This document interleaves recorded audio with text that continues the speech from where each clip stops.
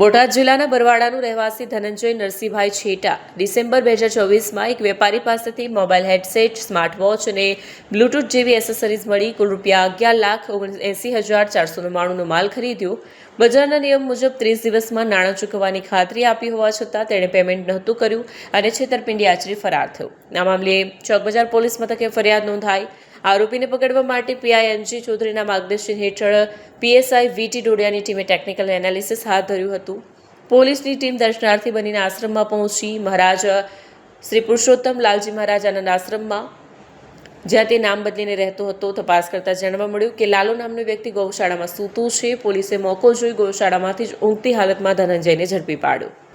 આરોપી ધનંજય નરસિંહ છેટા અગાઉ ગુનો નોંધાઈ ચૂક્યો છે.